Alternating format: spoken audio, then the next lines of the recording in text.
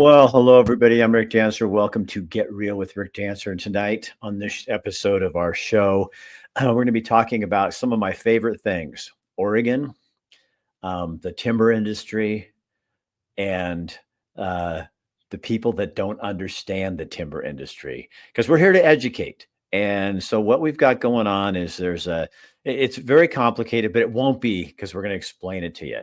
But the way forestry is being handled in Oregon is criminal. And there's people trying to fight that. But a lot of the public, especially in the Willamette Valley, doesn't quite understand how this all works. So we're going to be talking with a county commissioner from a county that is very highly impacted by some stupid decision by public officials.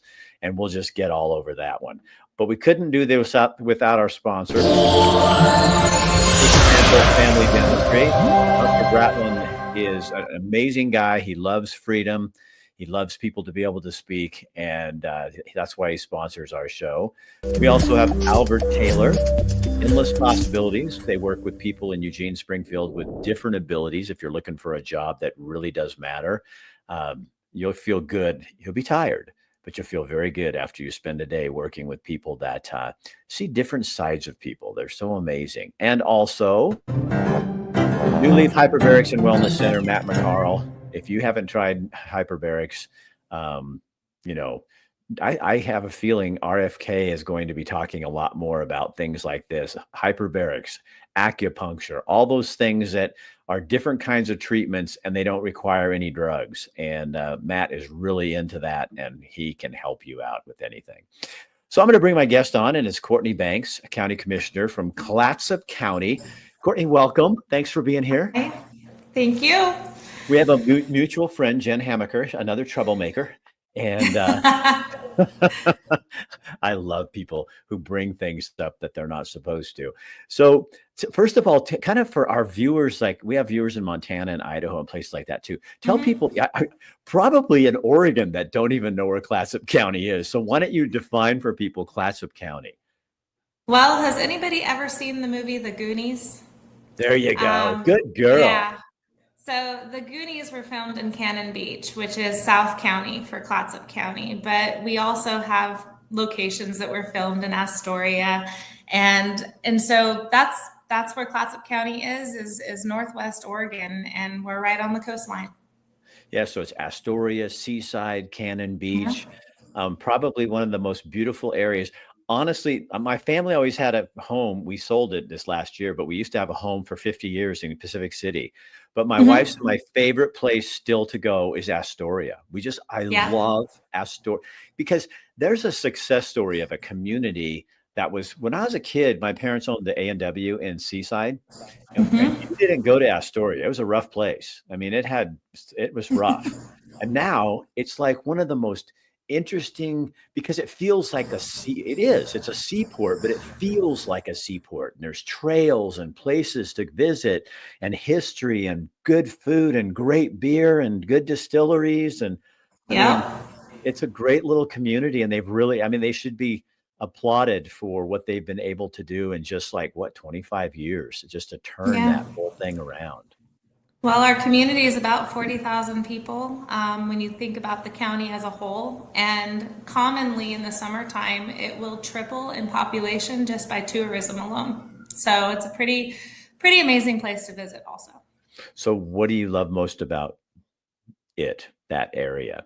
Well, so I married a gentleman who's fifth generation here in Clatsop County, and we live on a tree farm in unincorporated East County. And I love it for my children. I love it's relaxed, and it's very small town feel. Everyone knows everyone, and it's very community oriented. So that's what I love about it. So how long have you been a county commissioner? This is the beginning of my 5th year. I'm actually a school teacher also. Clatsop County has a unique situation where our commissioners are volunteer. And so 3 of us hold full-time jobs outside of our commission work. I like that. And I mean, not that you're not getting paid, but I like the fact that then, you are because you're in the classroom, it's kind of like Jesus, he had a job. You know what I mean? I mean, and Paul was a fisherman and he was mending nets. So it's not like professional politicians. It's like you have a real job where you do things, and so you keep in touch with your community. You're not in the high lofts of Clatsop County Courthouse. Yes. I actually love it for the fact that it creates also stability if your elected officials change or rotate too much. Our staff helps create that stability for our community, so there's not huge swings of fluctuations one side or the other.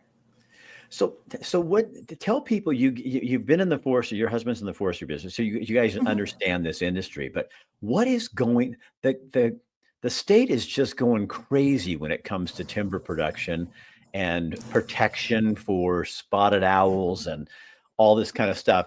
Jen and I were talking, and she said, Rick, you need to talk to Courtney. So tell what's going on that you want to talk about? Well, to paint a picture, Clatsop County is over 80% forested. It's higher than any other county in the state. Well, maybe Tillamook might rival us. I haven't actually checked their numbers, but so we have, and none of it is federal forest. It's all private or state owned.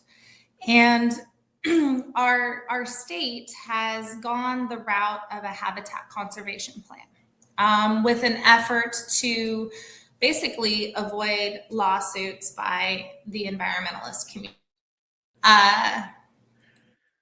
Unfortunately, in order to go the route of the habitat conservation plan, they've been pushed the direction of our federal services, or the direction our federal services has gone, which is basically reduce or eliminate production, logging, or greatly reduce or eliminate logging. And we've all seen our federal counterparts and what's occurred to them and their forests by going this direction.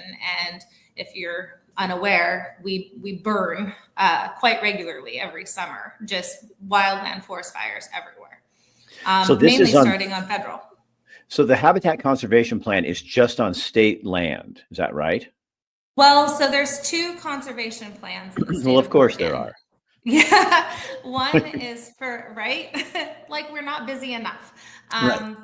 And they're being launched by the Department of Forestry and the Board of Forestry and here in Oregon. And one is for the private forest accord, which is private timberlands owned by private industry or private landowners. And then the other one is a state lands habitat conservation plan, which is applied to all state lands in Oregon. So what this is doing is restricting how much timber you can cut out of those forests by how much. I know I've done this with Jen before, so I know I think it's a lot. People would be shocked at how much it's reducing the amount of lumber you can get out of it. It would be like telling the city of Portland that you could no longer utilize the port of Portland. That's the breadth of what is occurring to Clatsop County. So we have our forest here in Clatsop County. And we used to be able to harvest around 80% of those lands. Everything else was conserved for threatened and endangered species already. We used to use surveys, and we still do until Federal Services approves this habitat conservation plan. But now it's further reducing our production off of state lands up to 40% in Clatsop County. And so all of our social services, our schools, the county budget itself, fire departments, law enforcement, everybody, even our senior care homes, 4-H extension, everybody is now going to have their timber revenues cut by 30 to 40% in Clatsop County. And you guys, when this first came out, excuse me, you warned people. This is, and you went to the Board of Forestry meetings, and those people ignored the literature and the science that showed this was going to be devastating. Yes. Is this because the Forestry Board is so afraid of environmental lawsuits. I mean, have they got people by the you know what? I fully believe so, yes. And honestly, that is one of the talking points that is utilized in meetings quite regularly, is that this is due to the lawsuits being brought forth by Oregon Wild or other agencies. So, Courtney, you know what? I'm I'm in Montana, and I'm doing right now a special on grizzly bears and delisting. And the federal government, they have enough bear. There's plenty. There's way more than was listed in but now they changed the rules. Oh, so you don't have enough in each of the 5 districts. It was never said it had to be in 5 districts. It said, here's 5 districts. Here's what the numbers need to be. Now that has to be restored in all these areas. Well, guess what? The bear don't like certain places because there's too many trees. And just for education purposes for people, bears don't eat trees. We have so mismanaged our forests that we really need good forest management would be actually taking loggers and putting them in there, thinning these forests out to create land for the spotted owl, the endangered species. But these anti-logging groups is really what they are. They're not environmentalists. You are. These are anti-logging groups. And all they're trying to do is stop. They'll do anything to keep people, the public, and the public off their state and federal lands.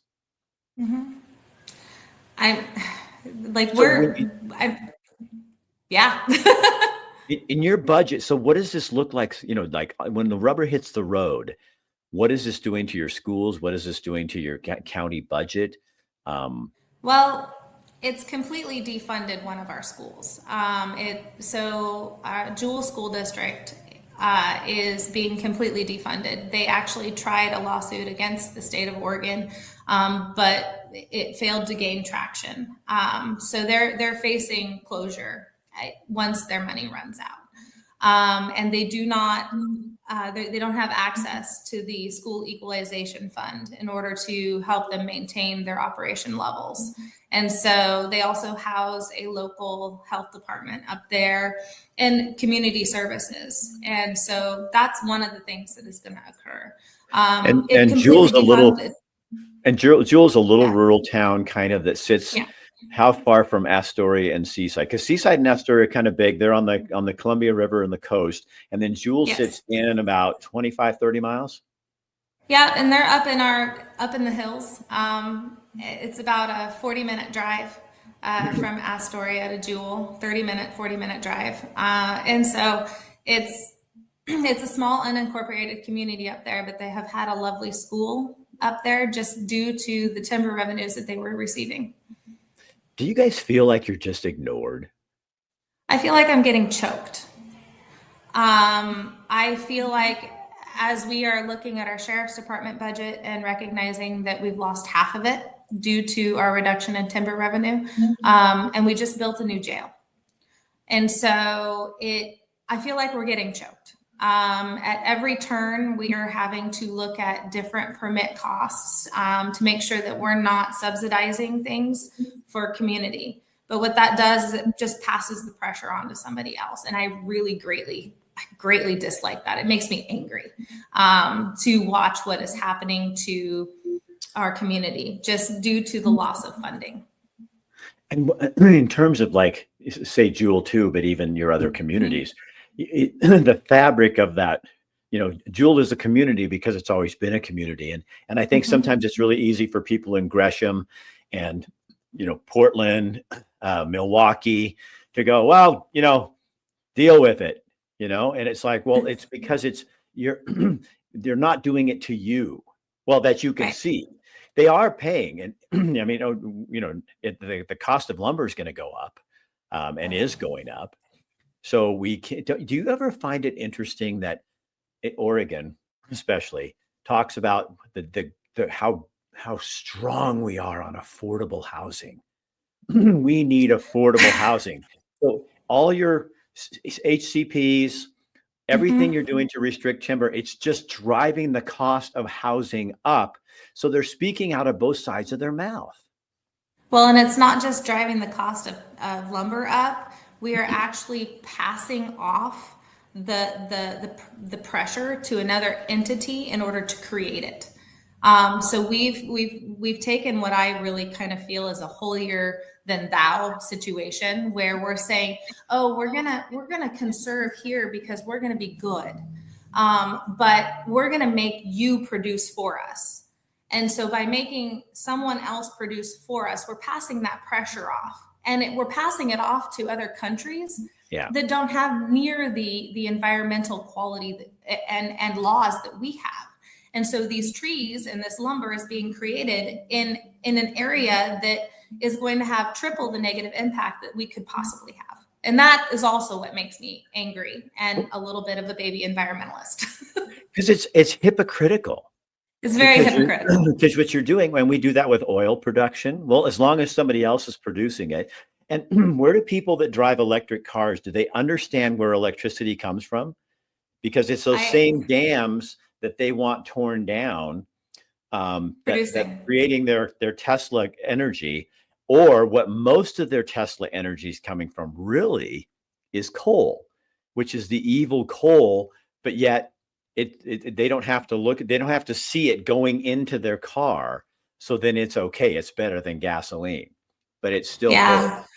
I am also, a science teacher, and when you research how these batteries are created and where the minerals come from, it's just an even bigger rabbit hole of a disgusting display of entitlement, in my opinion. And so, granted, we can't just obliterate the use of batteries, but to have this perspective that we're saving the environment, but yet we're not acknowledging what we're doing to other communities in order to do so is really frustrating.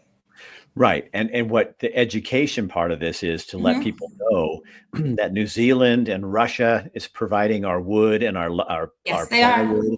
When we have plywood mills here in Oregon where the timber's right out there rotting, when they're not producing anything, and it just rots, and we're driving jobs away.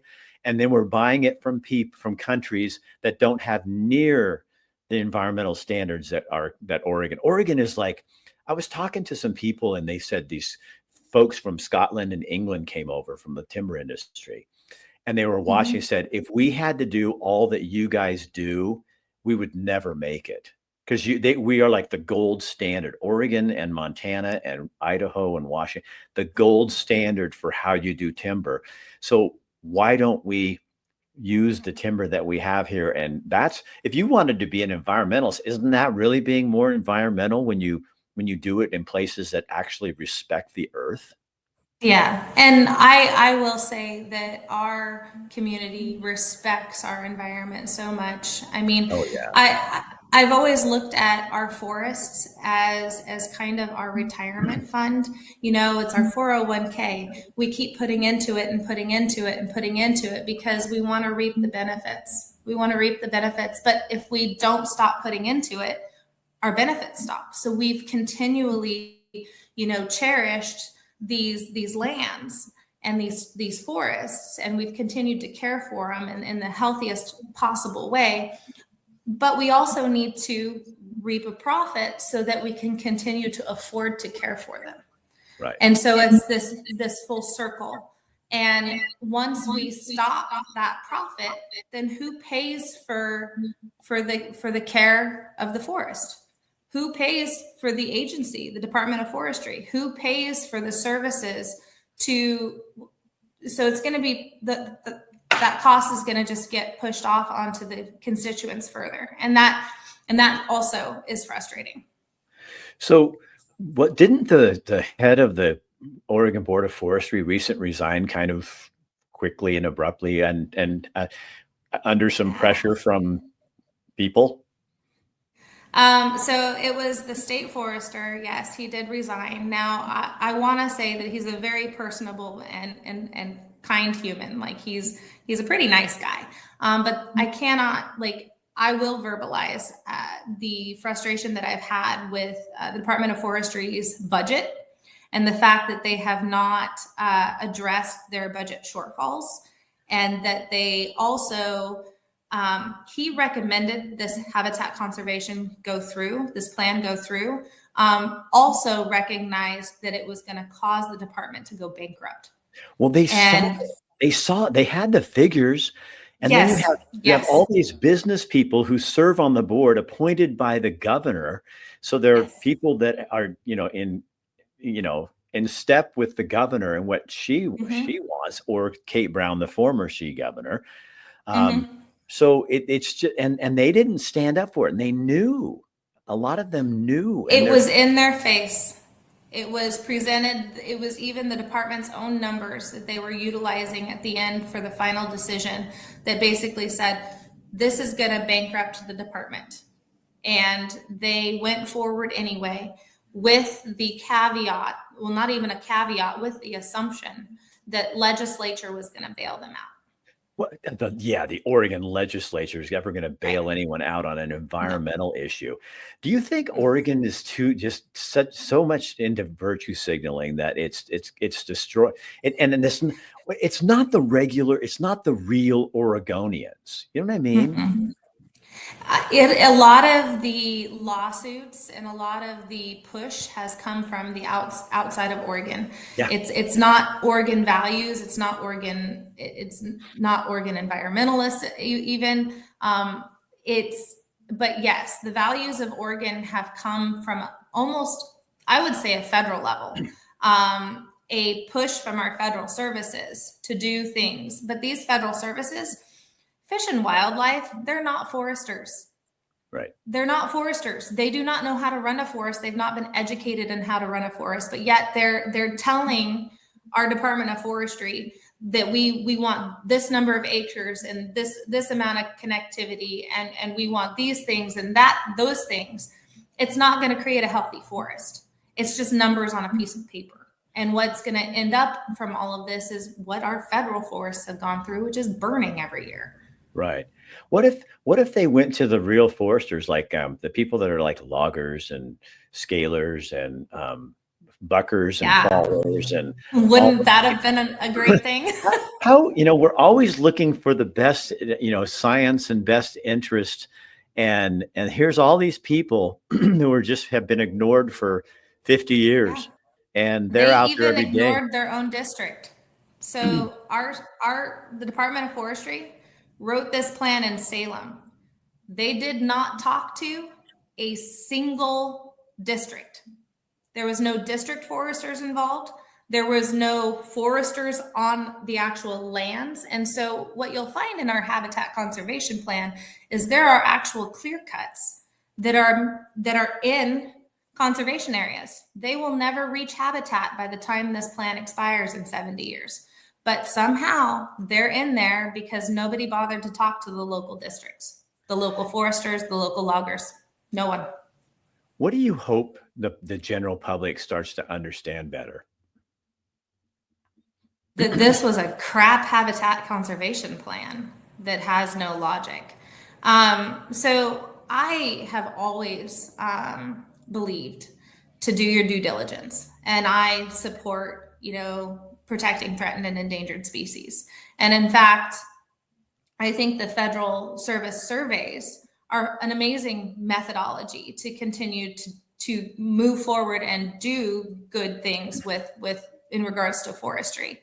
This habitat conservation plan was a way to cut out the extra effort that those surveys are. And so once this goes through, they don't have to survey ever again. But what they did is they've taken lands that don't have spotted owl. They're not spotted owl habitat. So they're not actually protecting anything. Right. Other than a tree, which the tree is not an endangered species.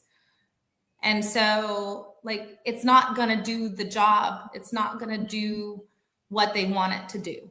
And it's just going to put abundant pressure on the communities. Our economy, we're going to lose over 100 jobs out of our economy locally. That's not just statewide. And you've already seen mill closures across the state. Oh yeah. It's a horrible choice economically. but that also is a horrible choice socially. It's going to put additional pressure on our social services and our unemployment. It's going to put additional pressure on our schools, who are also having funding removed from them because of this.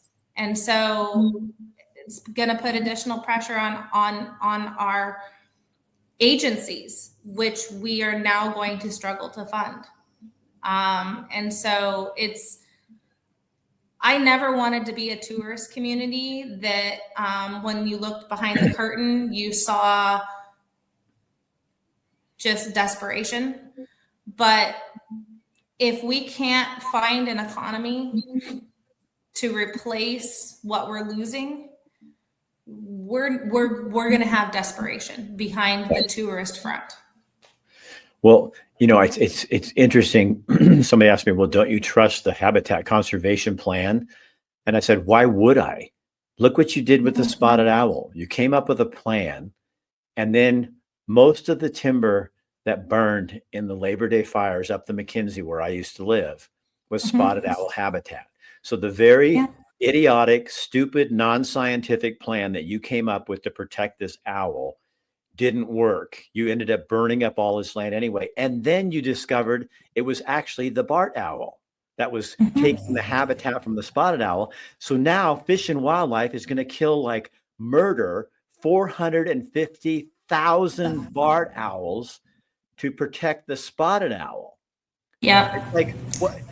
And you want me to trust the habitat conservation plan? I never thought. I'm sorry. I never thought genocide would be the answer. I get so angry about that, because genocide of a species should not be the answer to save another species. Where's all the freaking PETA people and the environment, the so-called environmentalists who would be like, no, you're going to go murder, this barred owl and because the spotted owl is too much of a wuss to survive, Well, and have we ever heard of evolution? I know. Yeah, sometimes, I went on a story with a scientist when I was a news guy. This is years ago, and he gave me a live mouse, and I was holding it in my hand. We're out in the thing because we were looking at spotted owls. A spotted owl came down and took that out of my hand. This is not an animal that's going to survive very long.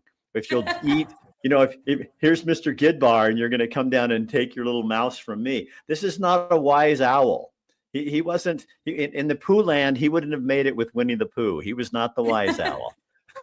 Well, and if we could find a way to help this species survive, great. But I don't think that killing off another species is the methodology. That's not how biology works. I mean, it's just not how it works. No, you don't. So if you could sit down with Oregon Governor Tina Kotek, what would you tell her? Well, this is actually kind of a loaded question. So I purposely. It may not make sense to you. But what I would sit down and tell her is we have very few off-ramps for this habitat conservation plan on state lands. And currently they have a PFA that protects the salmon. And what I would tell her is to add state lands to that PFA and protect the salmon, the coho salmon, because the reason why they went down this path with the habitat conservation plan was because of a coho lawsuit with Tillamook. And so what I would tell her is to add state lands to the PFA, protect those coho salmon. That gets us out of that lawsuit. And then circle the wagons, try again, but this time actually do it right. And that would mean involving all of your stakeholders, involving your tribes, involving your counties, involving everyone from the beginning, because they did not involve even their district offices. They did not involve the tribes. They did not involve the counties. They didn't involve anybody in this plan. This plan was written in a very small echo chamber. And so nobody was in there asking the question, do we have to give all of this away? Do we actually have to give this number of acres away in order to get this take permit? Nobody was there. asking the question of why this much? Can we do it with just 10 acres? Why 100? And basically battling. Like this was there was no battle. This was like, how much can we give you? That's how much you want. Okay, we'll give it to you, versus a negotiation. There was no negotiation. This was, let me just hand you all of this, and then hopefully everything makes you happy. Well, not to get over political, but it's my show, so who cares? But I find that the most interesting thing about Donald Trump is people, these same people that don't negotiate, when he does, and he plays hardball and says, to Colombia, screw you, you're taking these people back, and they fold in less than 12 hours. That's how if people went to bat and weren't so afraid that the environmentalists, these little lawsuit groups, are going to take them to court. The other thing that I have a real problem with is these judges. So you've got judges who are not scientists. They don't know they don't know how a forest works. I was in Southern Oregon shooting some stuff for this Truth About Timber series I do. And here up on the top, they showed me on the top of this mountain, it was a in process old growth forest. So it was a forest that was about 50 years old, but the way they had the canopy, they cleared it. It was all, thinned and all that. And it was growing beautiful. And that's what it's going to turn into, a beautiful old growth forest. Except the problem is, here's a road. Here's that forest. Down below it is a shit show. It's a bunch of trees falling down, second growth. Storms came in, nothing's done, hasn't been managed. So as soon as a fire starts, it's going to hit that and then go right up that hill and destroy 50 years worth of work that's been done. And why don't we take these judges out into the forest and educate the hell out of them? Because all they're listening to is people who want to shut down the forest, not people who are doing what's best for Oregon. And then you get the Willamette Valley and these feel-good people who just want to go, well, see it. We're taking care of the forest. No, you don't even know this isn't taking care of the forest. And I think people are starting to figure it out a little bit because they're burning up. I mean, we're in a crisis all over the West. I mean, California is not even representative of what would happen in Oregon. Look what happened that Labor Day weekend, how much timber and how many people lost their homes. But then those same people will say the environment, they shouldn't be living there anyway. Like you get to decide where people live. Yeah, well, I will say that our crisis is actually probably going to get worse, because after each of those fires, there was a limit on the amount of salvage harvest. And so what that leaves in those burn scars is just more tinder, more matchsticks ready to burn again. And so those burn scars will burn again. And we can't fight fire on the ground with those snags. You can't OSHA won't let you put a firefighter on the ground in those snags because it's a hazard. Snags are what kill firefighters. And so... What I don't understand either, Courtney, is like, I've seen those places and wildlife can't live there. Nope. A herd of elk and bear can't get through when you have, so much downage and stuff. They're animals are just like us. Where do fish go in the river? They go hide in the eddy because they don't want to face the current. I mean, you know what I mean? So when animals go, if we have trails, they're going on the trails. They're not going to run over the top of dozens and dozens of trees like that. They're going to take the easy way. So we're destroying animal habitat at the same time we're not cleaning up the forest. Yeah, and when you don't clean it up, you don't replant appropriately, and it's just a vicious circle. And so if you leave it to the nature to replant, recovery of that forest has been tripled, if not quadrupled, in time. So what would you say to the forestry poobah under Donald Trump if you got an audience with the Trump administration? What would you say to them? Help us out, because right now the reason why we can't log in the federal forest is because everything has a lawsuit filed even before a plan is completed. There's got to be a methodology. Like, I I don't mind if somebody is suing someone else if it's relevant. Right. But it's not. But if there's no relevance, and it's just assumption, or it's just an ideology,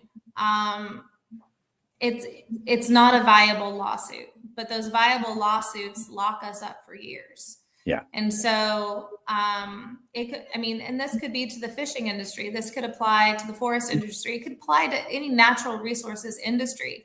But locking up an industry for years is not the right methodology in order to have, in order for communities to function, in order for industries to function. And I get it. That's the purpose. They don't want us to function. They don't want us to log. So they're being very successful in their methodology. But I would love for there to be teeth removed from the process. Maybe it's, if you file a lawsuit, you're filing it with your own money. Yeah. And you have some skin in the game. Skin in the game. That's what they need to do. $500,000, you can file a lawsuit. Otherwise, fuck you. Well, and because there's no skin in the game, they have nothing to lose. You know, in Montana, and I'm sure this is the same there, with the grizzly bear here, they file a lawsuit over everything. And the problem is they've got them so locked up that they can't even get in there to clean up the forest to make adequate habitat for the bear. So they don't care about the bear. All they care about is logging up the forest. But 80% of the cases they take to court, Fish and Wildlife wins. Yeah. So, but it takes them 3-4 years. That ups the price of the sale. It keeps people not working, and they're constantly. If a mill, you know this in your county, if a mill it wants to invest, they need to know that they're going to have a timber supply in 5 years to invest the kind of millions and millions of dollars it takes to make a modern, functioning, use everything in that piece of timber. For those of you out there who think that there's a bunch of waste, nothing is wasted. Even the bark is used in the kilns to dry the wood at Hampton Lumber in Warrenton, Oregon. They have kilns that they put that stuff in. So nothing is wasted. And you can't do that kind of investment when you don't know you're even going to have timber in 2 years. That's exactly right. And so who ends up paying for all of this process? It's the taxpayers. Yeah. Who ends up paying for that 3-year injunction on operation? It's the taxpayers. It's not like it's magic money. Like the pressure gets passed off to us, and so that's why so many people are struggling. Do you think that do you have hope that the Trump administration is going to do something? I mean, I know I've heard inkling. I mean, I don't know if they'd come in and just take the habitat conservation plan, but that they're going to get more involved with this to try to straighten it out. I kind of do, just because I see him moving at full speed. I have heard him say a couple things about timber industry. I'm going, oh, we need to get Courtney or I always think I need to get Jen Hamaker in front of President Trump so she can sit down and go, no. Let me explain how you go after this thing, and get her whip out. And this is what you do. But I listened to his press conference in California, and he had a few good things to say. Yeah. He was like, your policies created this. Right. And I will be honest, those policies came from federal services. Yeah. And so if federal services is pushing these policies on Oregon, I really hope that there is something that happens here in that area where it says, let's have some common sense. We can have conservation areas. I'm not saying no to conservation areas. We can have, protection areas, but the problem is the lack of forest management creates destruction. Well, what people don't understand too, Courtney, is that and I'm just, because I just did this story, that's why I'm using Montana facts, but Oregon, I'm sure, is close to the same. I think like close to 80% of the federal forest here is in some kind of conservation or not usable. You know what I mean? Yeah. So it's not like, and Oregon is huge federal timber. I mean, I think it's 75%. I don't remember. I looked it up a few years ago. and it was super high. I mean, only Yeah. Texas, I think, had more public lands than we did. But it's like, so if you could get that law to change on the federal lands and let people start seeing it, it might put pressure on Oregon to start, instead of legislators just, feeling good about themselves because they passed some pseudo environmental law, and it didn't affect their district. That's the other problem you guys have when you're rural That's Oregon. the other problem. Yeah, you can't, Well, and go ahead. Well, I think about state lands. Okay, so state lands is 3% of Oregon's forest. 3%. Yeah. So if our federal forest couldn't save the spotted owl or the coho or the whole list of 14 species that is on the list for our habitat conservation plan, or the red tree vole, or any of these other species, why do we think that adding a percent is going to somehow move the needle? But you used the key word there, think. Right. Right.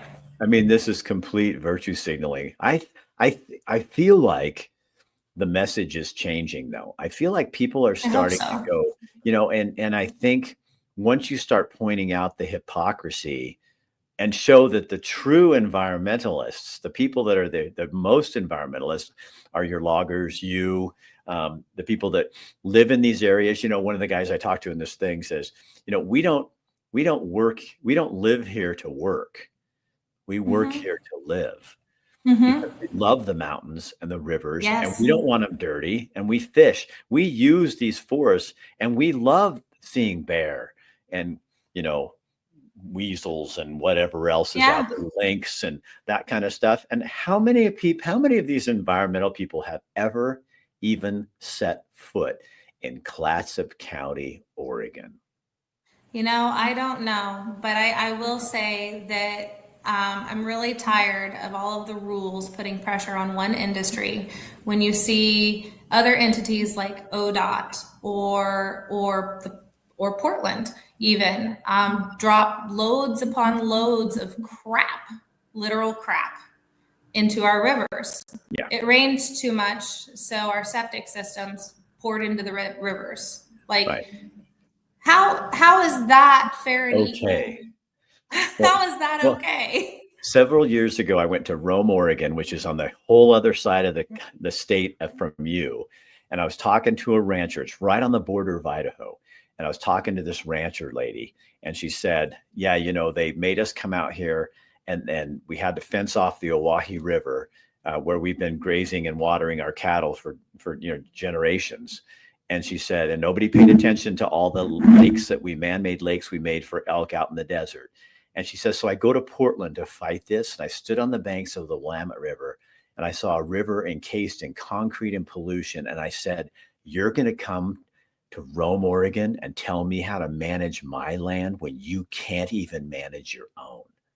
That's the bullshit that needs to stop. You take care of your backyard in Portland, then you can come out to Clatsop County or Jordan Valley or French Glen, and you can put your hands in. But otherwise, shut the hell up, because you don't know what you're talking about, and you're destroying people's lives that you don't know. You don't care about them, because all you're doing is virtue signaling, and you're a single species management people.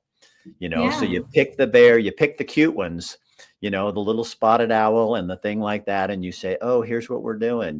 They kind of started ignoring the marble murrelet more because they can't find it. So it's pretty elusive to pick as a project, It's a small bird. Yeah. But I will say, like foresters, myself, we want to protect species. We want to protect the rivers, the streams, our land.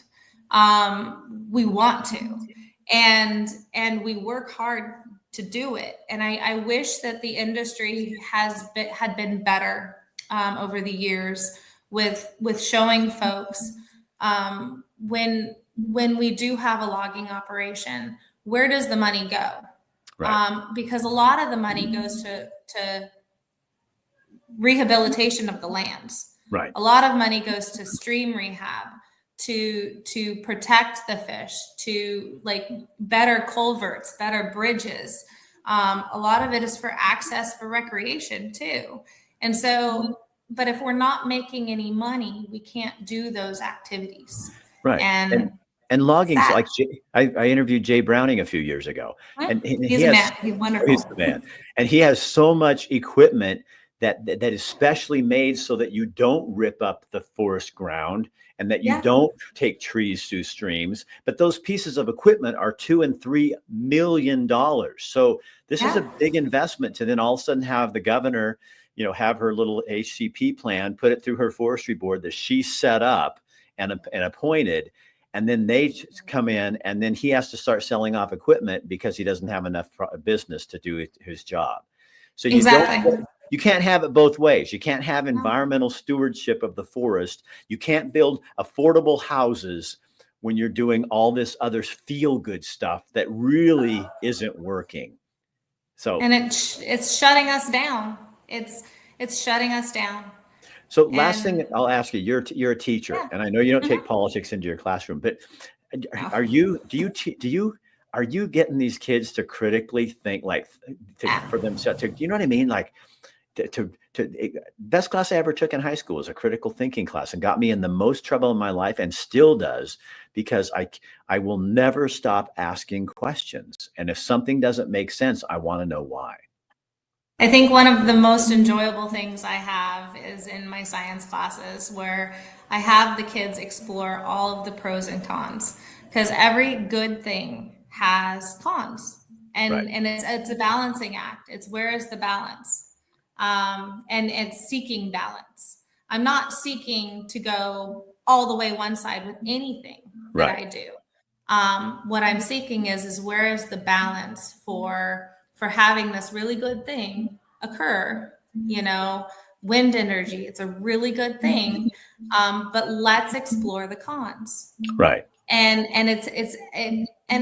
it just is allowing students to critically think and decide for themselves, not tell somebody else what they should do. Themselves what they think is right. And I think that I wish that for that environment for all students, for them to take their own inherent values and their own ability to identify the pros and the cons of a situation, and then make their own decision. Because as we've seen, you can't align yourself with ideologies, because ideologies aren't logical. Right. And I think, we're also learning as people from the last 5 years that you have to ignore the naysayers and the people that scream, because, there's good forces and there's evil forces, and they're always going to be at odds, and you just have to kind of move forward. And I see so many amazing students now that, especially now, a lot of like high school kids and even college, they're starting to go, wait a minute, this doesn't make sense. And I think we had to get here. I hope for you and in your county, Clatsop County, and all the other small rural counties in Oregon, the best thing that could happen was that they had a voice, and that people start, I think it's shameful that this Greater Idaho movement, which I totally support, but it's like you've got, a shitload of the state that's ready to go to Idaho. And it's not because they don't like Oregon, but it's because they're not being listened to. And they went to the governor and have tried to get meetings with her, and she doesn't meet. She said something trivial in her, state of the state address about this whole thing, but they've tried to meet with her and she doesn't meet with them. If I was governor of Oregon and I had that much of my state wanting to exit the state, I think I'd get my ass out of Salem and get over to, Burns, and ask them why. Ask some questions and shut up and listen, Yeah. I mean, I understand it, because the policies from Salem are choking rural Oregon on the fishing, farming, and forestry. It's choking rural Oregon. And you see that with transportation bill out for the clean energy trucks. Like, we can't, it's the expense. Right. Look at We just can't. all they need to do is Salem needs to look south, far south to California and see what they've done. And that's where you're headed. And Oregon, that's not Oregon. That's why I left. I just couldn't do it anymore. And I think Well, and I'm really worried because, we can't fight fire without FEMA dollars in Oregon.